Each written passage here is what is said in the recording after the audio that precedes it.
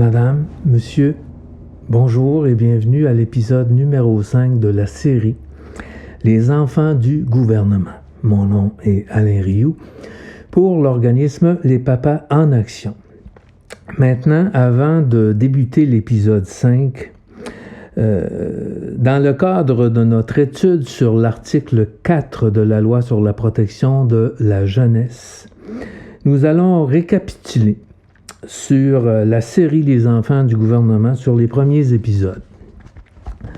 Donc, dans l'épisode numéro 1, nous vous avons présenté un bon moyen de faire entendre la voix des parents à l'Assemblée nationale par le biais de notre démarche que l'on a intitulée « La révolution démocratique triangulée ».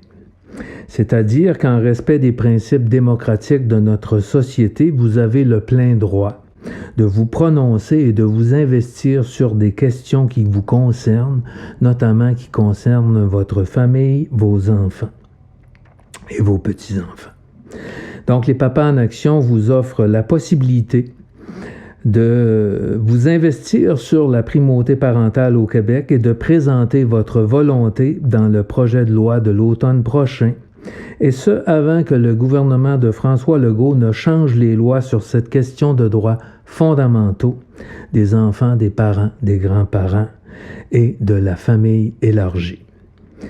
Dans l'épisode numéro 2, nous avons fait un survol historique des débats législatifs à l'Assemblée nationale sur la création de l'article 4 qui protège la famille contre des décisions à caractère abusif de l'État en matière de protection de l'enfant, notamment en matière de protection de la primauté parentale, c'est-à-dire que le gouvernement et les tribunaux doivent respecter la primauté parentale, et ce, même si la notion de l'intérêt de l'enfant renverse déjà la question de la primauté parentale dans la jurisprudence.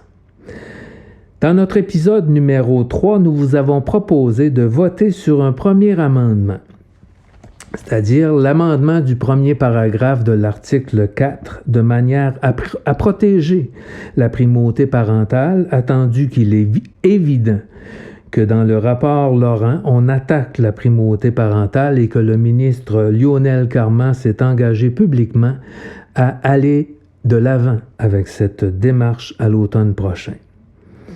Dans l'épisode numéro 4, nous vous avons proposé de voter sur un amendement au 4e paragraphe de l'article 4, de manière à protéger la primauté culturelle. Et ce, de manière à rendre la primauté culturelle universelle par force de loi, c'est-à-dire applicable à tous les groupes ethnoculturels au Québec. Aujourd'hui, dans l'épisode numéro 5, nous allons considérer la question de la primauté de la famille de proximité. En somme, nous allons nous pencher sur le paragraphe numéro 2 de l'article 4 de la loi sur la protection de la jeunesse. Premièrement, définissons ce que nous entendons par la primauté de la famille de proximité. Lorsqu'on prend connaissance des débats législatifs à l'Assemblée nationale sur l'article 4, il est manifeste et dominant que le législateur a voulu privilégier les grands-parents et toute personne significative pour l'enfant dans sa famille de proximité. C'est-à-dire qu'a priori, il est dans l'intérêt de l'enfant que la DPJ donne la priorité aux grands-parents et aux personnes significatives pour assurer la continuité des soins à l'enfant et de maintenir les liens avec sa vraie famille. Dans le même esprit, il est tout aussi évident, notamment en respect du principe de la primauté culturelle, qu'il est dans l'intérêt de l'enfant qu'il soit confié à des proches, qu'il garde des contacts avec sa communauté, plutôt que d'être placé jusqu'à sa majorité dans une famille d'accueil ou d'adoption qui est complètement étrangère à sa famille élargie, famille biologique de sa mère et famille biologique de son père. Dans les faits, selon nos renseignements, ce n'est pas du tout ce qui se passe actuellement, ni depuis plusieurs années. Encore cette semaine, j'ai parlé avec une grand-maman à qui on refuse de s'exprimer devant le juge parce qu'elle voudrait assurer la continuité des soins et prendre soin de son petit-fils. Plusieurs autres grands-parents m'ont confié la même chose et il existe un ensemble de témoignages à cet égard. Souvent, les enfants sont placés temporairement avec leurs grands-parents, mais ils sont ensuite confiés à des familles d'accueil. En somme, dans la majorité des cas, la DPJ choisit une famille d'accueil ou adoptive qui est complètement étrangère au milieu familial, biologique et culturel de l'enfant. Malgré le deuxième paragraphe de l'article 4, les avocats ne font aucun effort véritable pour demander au tribunal de prioriser les grands-parents de l'enfant lorsque la DPJ a choisi une famille d'accueil ou une famille d'adoption pour un jeune enfant. En deux mots, la primauté de la famille de proximité n'est pas tellement à la mode au Québec. Penchons-nous maintenant sur la première phrase du paragraphe 2 de l'article 4. On nous dit « Lorsque, dans l'intérêt de l'enfant, un tel maintien dans son milieu familial n'est pas possible, la décision doit tendre à lui assurer, dans la mesure du possible, auprès des personnes qui lui sont les plus significatives, notamment les grands-parents et les autres membres de la famille élargie. Assurer la continuité des soins et la stabilité des liens et des conditions de vie appropriées à ses besoins et à son âge en se rapprochant le plus d'un milieu familial. » J'attire maintenant votre attention sur une première chose. Dans cette première phrase au deuxième paragraphe, dans le cas où la décision fera en sorte que l'enfant ne peut pas retourner avec ses parents biologiques ou dans son milieu familial, quel que soit le motif de cette décision, dans l'esprit du législateur, l'Assemblée nationale était d'accord pour dire que les grands-parents et la famille élargie devraient assurer les soins à la place des parents. Toutefois, la volonté du législateur est mitigée, si vous voulez, diluée, affaiblie et amoindrie par l'expression « dans la mesure du possible ». Qu'est-ce que ça veut dire « dans la mesure du possible » ? Qu'est-ce que ça sous-entend exactement? Comment doit-on interpréter cette expression dans la loi? Prenons le cas judiciaire de deux parents qui se sont présentés devant le tribunal.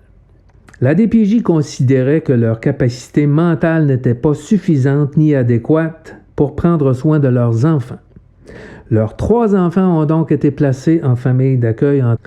Pour leur part, les parents désirent maintenir des contacts avec le dernier de leurs enfants et demandent au tribunal que cet enfant retiré à la naissance et maintenant âgé de 18 mois soit confié à des proches en qui les parents ont pleine confiance.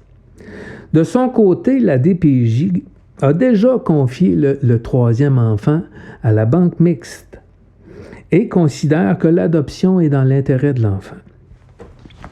Dans ce cas d'espèce, le tribunal a conclu que la DPJ avait agi de manière précipitée et prématurée en plaçant l'enfant dans une famille de banque mixte.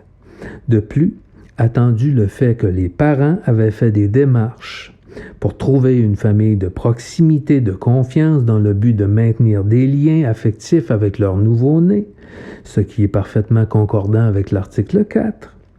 Le tribunal a conclu qu'il s'agissait d'un élément qui méritait une considération particulière. Maintenant, je tiens à ouvrir une parenthèse qui, en fait, est une mise en garde. Ce cas illustre parfaitement bien un des futurs dangers des recommandations de la commission Laurent. Il ne sera plus possible pour les tribunaux d'en arriver à un pareil constat si la loi est changée comme le souhaitent Régine Laurent et Lionel Carman. Madame Laurent et Monsieur Carman veulent modifier la loi pour donner la priorité aux choix réalisés par la DPJ. Il ne s'agit pas seulement d'enlever les mots « tendre à » dans l'article 4, mais de prioriser les soins permanents et d'insérer dans la loi l'obligation de créer un plan de vie immédiat visant l'adoption ou, si vous voulez, l'adoption déguisée en placement jusqu'à majorité. Pourtant, cette philosophie de la décision judiciaire que je vous présente maintenant, qui date de 2013, est complètement contraire. Car le juge considère que le plan de vie d'adoption a été fait de manière précipitée et prématurée. Ce sont les mots de la juge. Je vous rappelle maintenant qu'à la page 214 du rapport Laurent, la Commission recommande d'introduire dans la loi une nouvelle obligation pour les intervenantes de prévoir en urgence la planification concurrente. La planification concurrente, nous l'avons dit, consiste à définir tout de suite un projet d'adoption, une tutelle ou un placement jusqu'à la majorité comme projet alternatif. Ceci étant dit, sur le danger. Si on retourne maintenant à ce jugement, la juge Godin cite des extraits d'une décision du juge Dubois sur la question des personnes significatives et du lien biologique de la famille élargie. Voici l'interprétation du juge Dubois. Les liens de sang ne sont pas une garantie automatique d'adéquacité parentale, de remplacement, ni du fait que ces adultes sont des personnes significatives pour l'enfant en cause. On peut très bien recenser de nombreuses situations où des personnes significatives pour des enfants abusent d'elles physiquement, sexuellement, psychologiquement ou les négligent gravement. Donc, le juge Dubois souligne, le législateur a fait preuve de prudence dans la rédaction de l'alinéa 2, si vous voulez, du paragraphe 2 de l'article 4, en mentionnant que la décision doit tendre à lui assurer, dans la mesure du possible, auprès des personnes qui lui sont les plus significatives, notamment les grands-parents et les autres membres de la famille élargie.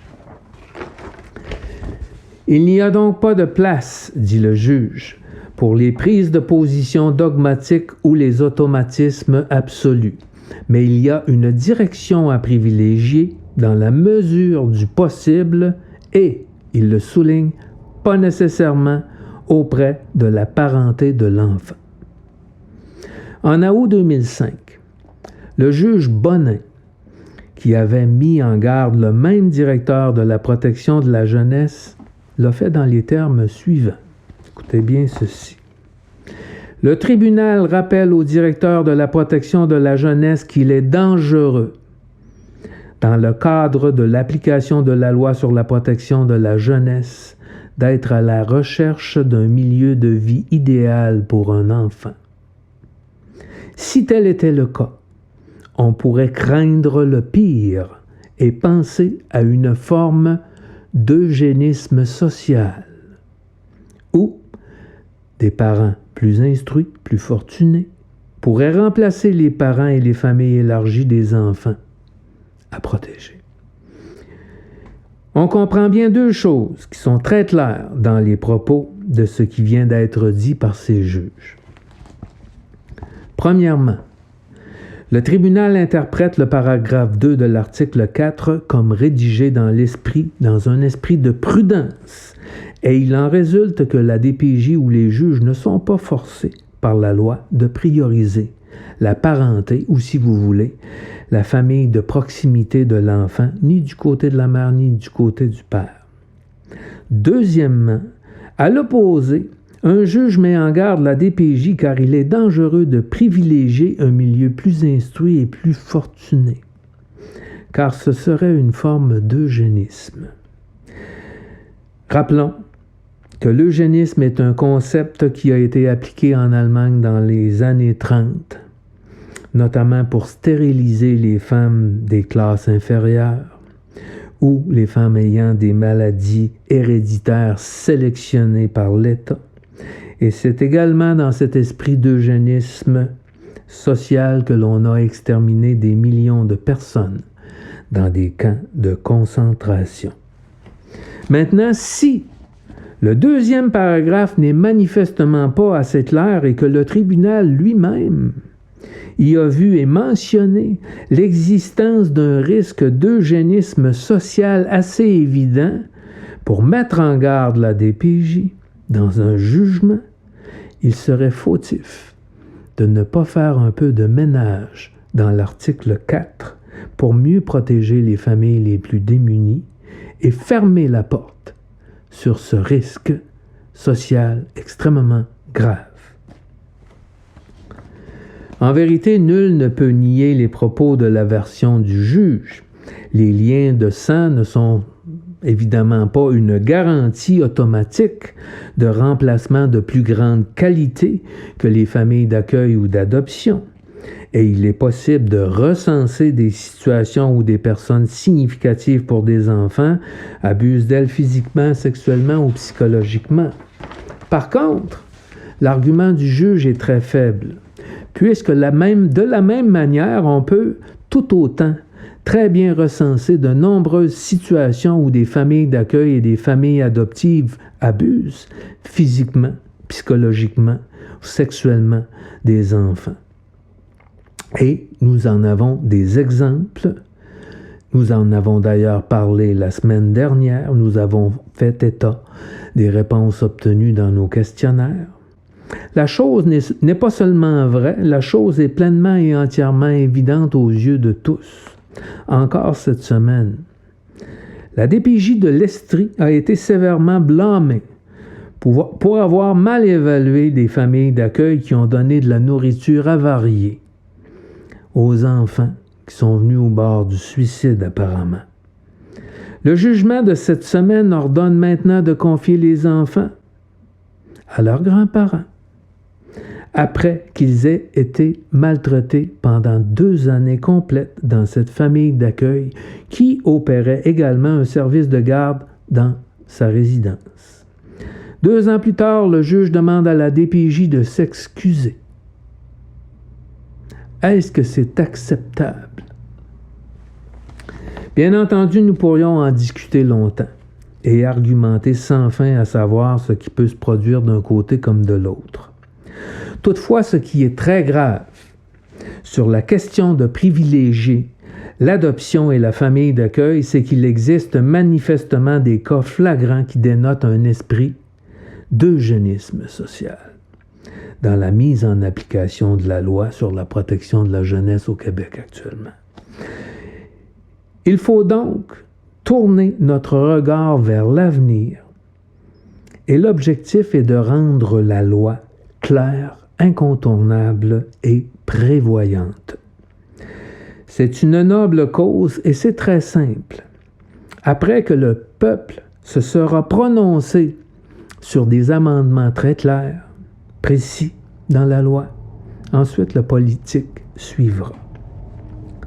L'objectif n'est pas d'empêcher le gouvernement de protéger les enfants contre la maltraitance, mais simplement d'amender la loi pour éviter que la barrière qui protège votre maison et vos enfants ne soit démolie au moment même où elle aurait besoin d'être renforcée. À l'avenir, il faut que cette loi soit suffisamment claire et précise pour prévenir toute forme d'eugénisme social, c'est-à-dire faire obstacle au transfert des enfants issus de familles plus démunies, des enfants autochtones ou des enfants des groupes ethnoculturels vers des familles plus instruites, choisies par l'État ou plus fortunées ou tout simplement plus blanches. Fondamentalement, la chose est un crime en soi. Par ailleurs, plus le nombre d'enfants transférés par le gouvernement dans des familles d'accueil augmentera, plus le risque de maltraitance en famille d'accueil augmentera également, comme le cas en Estrie de cette semaine. En somme, après la primauté parentale et la primauté culturelle, il est crucial de rendre la primauté de la famille de proximité effective dans la loi. Pour ce faire, l'expression « dans la mesure du possible » doit manifestement être retirée du 2e paragraphe de l'article 4. Maintenant, Il existe un autre aspect très intéressant dans le jugement de 2013 de l'honorable Lucie Godin. Il s'agit de la question de l'interprétation de la définition de personne significative. Au paragraphe 93 et suivant de sa décision, la juge établit ceci. Bien que l'on retrouve cette notion à plusieurs endroits dans la loi, elle n'y est définie nulle part. Toutefois, la notion de personne significative est souvent utilisée dans un contexte de soins. Encore une fois, il y a un manque de clarté et un grand laisser-aller à l'interprétation dans cette loi. Sur son constat, la juge s'est référée à diverses définitions sur les sites Internet des différents centres de santé et du ministère de la Santé qui définissent une personne significative comme étant, premièrement, un proche de l'entourage, deuxièmement, quelqu'un de votre choix en qui vous avez confiance comme un parent, ami ou autre, une personne qui peut porter aide et support favorisant l'atteinte de l'autonomie physique et psychologique. Quatrièmement, une personne présente auprès de l'enfant avec laquelle celui-ci a créé des liens affectifs de qualité. Le caractère significatif des liens entre l'enfant et la tierce personne doit s'étudier sous l'angle de l'enfant. Il s'agit de se placer dans la même position que l'enfant et regarder qui fait partie de la sphère quotidienne de ce dernier et d'interroger l'espace occupé par la personne, la fréquence des contacts, la qualité des liens. C'est presque à se demander, Madame, Monsieur, si le gouvernement pouvait choisir une éducatrice du service de garde ou une enseignante du primaire ou un coach de hockey ou un ex des parents quelconque pour remplacer les parents biologiques à son bon vouloir. Après avoir mis en lumière ces définitions, parfois un peu vagues, la juge passe également en revue notre jurisprudence. Selon l'interprétation du juge Bédard, il y a 2 étapes avant de placer un enfant.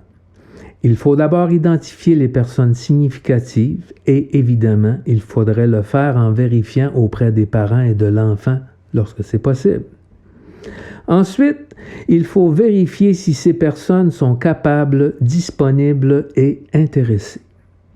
Selon le juge Bédard, il est donc impératif que la DPJ fasse cet exercice avant de confier l'enfant à une famille d'accueil ou à l'adoption. Si une famille d'accueil ou d'adoption est accréditée et réputée capable, disponible et intéressée, ce sont des étrangers pour l'enfant et pour sa famille. Ce ne sont pas des personnes significatives. Le juge Bédard précise également que l'article 4 n'oblige pas la DPJ à choisir des membres de la famille à cause de leur lien de sang. L'obligation qu'impose le 2e paragraphe à la DPJ est de déterminer d'abord les personnes significatives. Les liens de sang ne peuvent être considérés au détriment d'une relation significative entre l'enfant et une quelconque personne, à moins qu'en plus de ce lien de sang, il existe une relation significative pour l'enfant. En somme, la primauté de la famille de proximité n'existe pas vraiment dans la loi actuelle.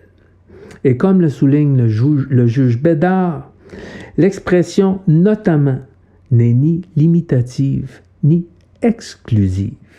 Alors effectivement, le gouvernement peut bien choisir une éducatrice du service de garde ou un coach de hockey sans privilégier la famille de proximité si la DPJ considère que le coach de hockey est plus significatif après avoir étudié la chose sous l'angle de l'enfant et s'être placé dans la même position que l'enfant. Au Québec, madame, monsieur, c'est la loi. Bref, quand le paragraphe 2 de l'article 4 dit « notamment les grands-parents », à cause du seul mot « notamment », ça ne donne pas du tout l'exclusivité aux grands-parents, sauf si les grands-parents sont, après une analyse de la DPJ, des personnes significatives et qu'en plus, la DPJ les considère capables, disponibles et intéressés. Un autre juge, le juge Thériault, disait ceci. « S'il faut respecter le droit et l'intérêt de l'enfant, il ne faut pas pour autant oublier celui des parents.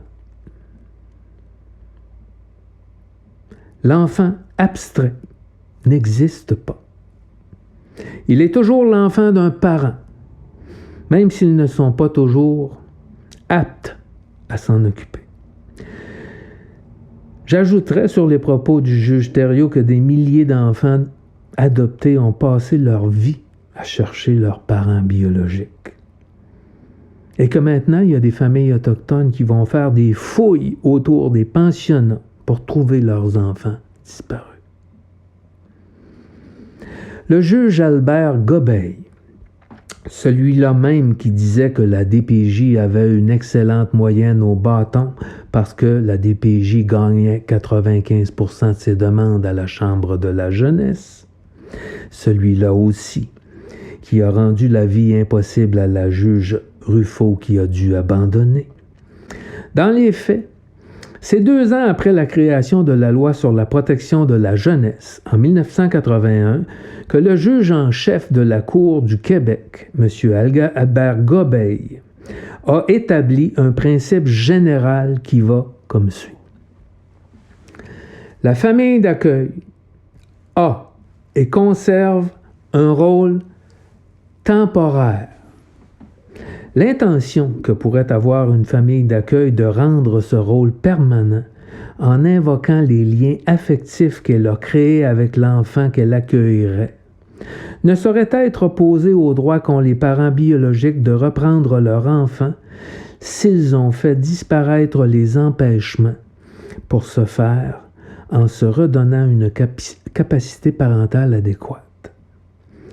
Invoquer les liens affectifs existants entre l'enfant et sa famille d'accueil pour modifier son rôle temporaire en le rendant permanent serait dans les faits de parvenir à l'adoption de l'enfant sans avoir à passer par le processus prévu par notre législateur pour arriver à une telle fin. Pourtant, c'est exactement ce que la DPJ fait aujourd'hui. On fait remettre les causes, on fait des prolongations, et finalement, on arrive au tribunal pour dire « l'enfant a développé des liens d'attachement avec sa famille d'accueil ». Donc, on le place à majorité. Et plus dangereux encore, maintenant, après 40 ans, après ce grand principe général du rôle temporaire établi par l'illustre juge en chef de la Cour du Québec, je tiens à vous souligner en caractère gras et italique que, aujourd'hui, en 2021, c'est très exactement tout le contraire que Régine Laurent et Lionel Carman manigancent pour l'automne prochain. C'est-à-dire prioriser le rôle permanent des soins pour que le gouvernement parvienne à l'adoption des enfants sans avoir à suivre le processus prévu dans la loi, c'est-à-dire sans avoir à respecter la primauté parentale, la primauté culturelle et la primauté de la famille de proximité. Bref, dans ce jugement, il y a une foule de considérations très intéressantes, mais ce qu'il faut retenir, c'est que la loi sur la protection de la jeunesse n'oblige pas la DPJ, ni le tribunal à la primauté du lien biologique, ou si vous voulez, au lien de sang de l'enfant avec sa famille de proximité. Pourtant, au paragraphe 117, la juge en arrive à conclure que les exemples peuvent varier à l'infini, mais il faut retenir que pour la majorité des enfants, les liens du sang et les liens psychologiques se confondent et s'incarnent heureusement et habituellement dans la personne de leurs parents de naissance, qui sont aussi leurs parents de tous les jours. Bien plus direct encore, au paragraphe 121 et 122, la juge expose le fait que les experts du gouvernement peuvent dénaturer la théorie de l'attachement et l'interpréter avec un empressement suspect, dit-elle, un empressement suspect et une précipitation injuste et injustifiée. Cela heurte le gros bon sens élémentaire et il s'agit d'une dérive idéologique de bien-pensants bien intentionnés, désireux de trouver les meilleurs parents et la meilleure famille. Ce paragraphe-là, en quelque sorte, s'applique à M. Carman et Mme Laurent. Parce que c'est exactement ce qu'ils veulent faire. Un empressement suspect et une précipitation injuste et injustifiée qui heurte le gros bon sens élémentaire. Une dérive idéologique de bien-pensants, bien intentionnés. Et pour ma part, madame, monsieur, avec tous les témoignages que nous recevons, j'ajouterai au propos de la juge Godin que ces bien-pensants, bien intentionnés sont des personnes dont les qualifications nous sont inconnues et à qui le gouvernement confie l'immunité pour agir avec un pouvoir discrétionnaire encore plus grand que celui des policiers, car les intervenantes peuvent s'introduire dans votre maison sans mandat et se saisir d'un enfant qui très, très, très souvent n'est même pas en danger. Pour conclure, nous vous proposons de répondre à notre question numéro 4 du référendum sur l'amendement au paragraphe 2 de l'article 4 pour assurer à l'enfant la primauté de sa famille de proximité, et ce, comme suit. Lorsque, dans l'intérêt de l'enfant, un tel maintien dans son milieu familial n'est pas possible, la décision doit invariablement tendre à confier l'enfant aux membres les plus significatifs de sa famille biologique élargie, quand ces personnes sont capables, disponibles et intéressées à lui assurer la continuité des soins et la stabilité des liens et des conditions de vie appropriées à ses besoins et à son âge, et se rapprochant le plus d'un milieu familial normal. C'est simple. Doit invariablement tendre à confier l'enfant aux membres les plus significatifs de sa famille biologique élargie. Bref, il s'agit de mettre les points sur les i et de retirer de la loi l'expression « dans la mesure du possible » qui ouvrait la porte à l'interprétation pour en arriver à ne pas respecter la primauté des grands-parents et des autres membres de la famille biologique.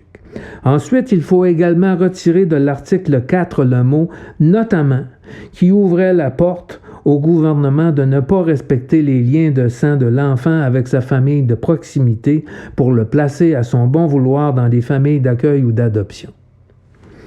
Avec cet amendement, si il existe des personnes capables, disponibles et intéressées dans la famille biologique de l'enfant, alors pourquoi la DPJ placerait-elle les enfants à l'adoption dans un milieu complètement étranger, comme veulent le faire les caquistes à l'automne prochain? Pourquoi notre riche gouvernement n'aiderait-il tout simplement pas la vraie famille de l'enfant lorsqu'il y a des gens qui sont disponibles, plutôt que de payer de purs étrangers 2 500 à 4 000 $ par mois par enfant placé? Pourquoi? Vous pouvez dès maintenant répondre à la question numéro 4 sur notre site internet Les Papas en Action en allant cliquer sur l'onglet référendum. La semaine prochaine, nous regarderons un autre aspect très important qui était le principal motif de mon témoignage déposé à la Commission Laurent en octobre 2019. Il s'agit de la question discutable du motif de compromission pour conflit de séparation qui affecte le 2e paragraphe de l'article 4 également. Et nous aborderons ce sujet sous l'angle de l'égalité de la primauté parentale. Pour terminer cet épisode, j'aimerais vous faire une remarque importante.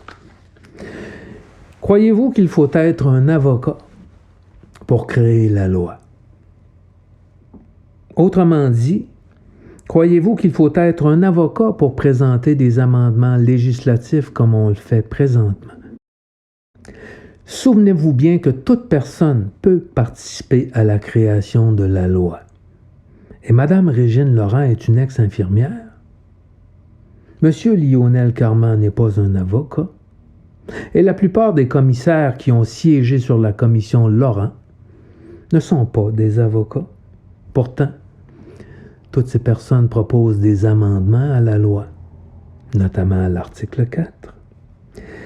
Réfléchissez également sur le fait que le premier ministre François Legault n'est pas un avocat plus que vous, et en vérité, vous avez peut-être de meilleures aptitudes à donner des soins à un enfant que M. Legault et que plusieurs experts de son gouvernement qui veulent changer cette loi d'exception à l'automne prochain pour avoir le champ libre de pouvoir faire de l'adoption déguisée. Ceci étant dit, je vous remercie infiniment pour votre présence, pour votre écoute, votre participation et surtout, allez voter sous l'onglet référendum de notre site internet Les Papas en Action pour l'équité. C'est strictement confidentiel. C'est le résultat du vote qui importe. Alors sur ce, je vous souhaite une excellente semaine et des belles journées. Je reviens dimanche soir prochain à 19h. Merci.